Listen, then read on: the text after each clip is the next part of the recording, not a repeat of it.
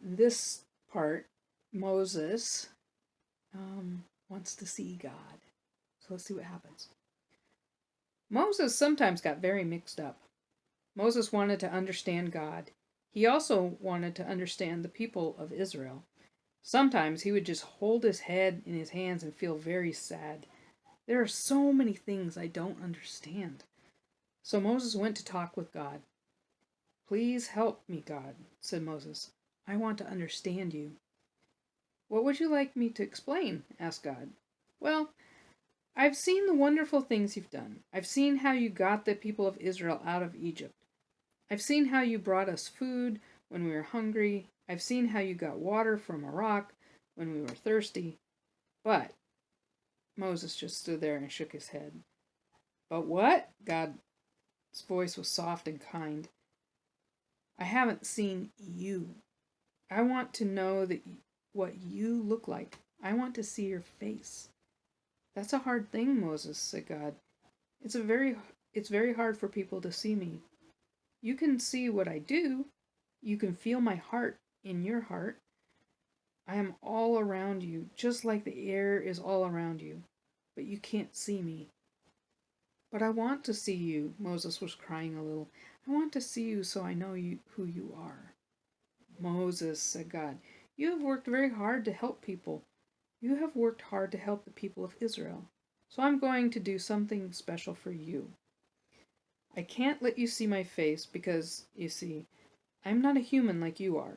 I don't have a head or legs or arms like you have. I'm not a man or a woman.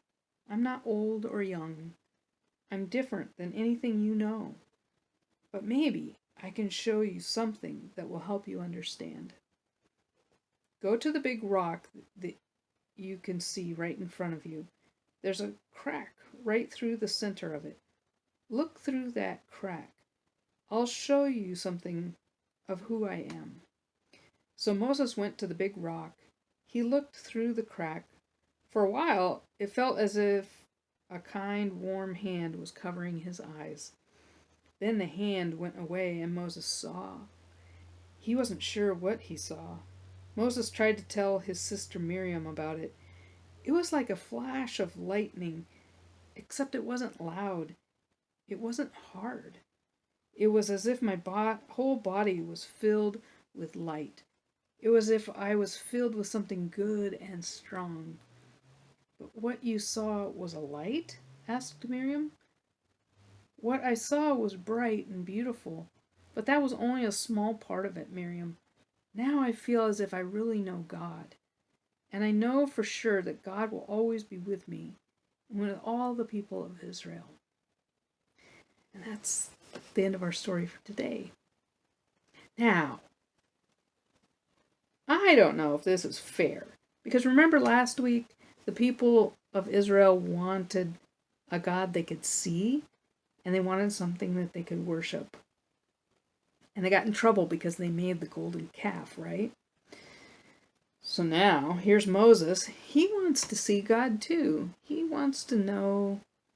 Sometimes when we're alone or afraid or life feels like it's very hard, and for people right now, when we can't go to school like we normally do, and we can't get together at the church like we normally do, life can feel very hard, and we miss our friends, we miss being able to see more people and play with people.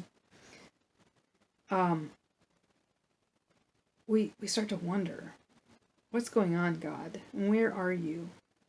We want to see you. So, you know how God tells Moses in this story that we can feel God through the things that people have done for us and with us.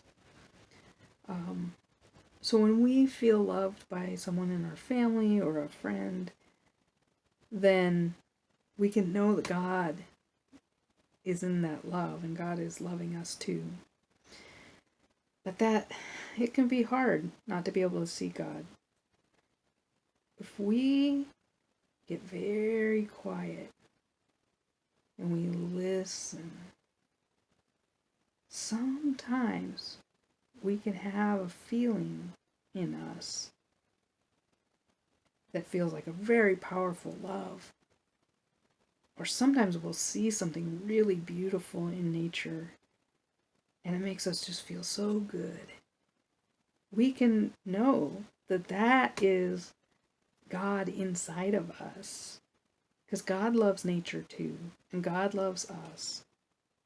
So when we feel that, even if it's because we see a beautiful sunset or a pretty flower or something like that, we know that that is the kind of love that God is feeling with us and for us.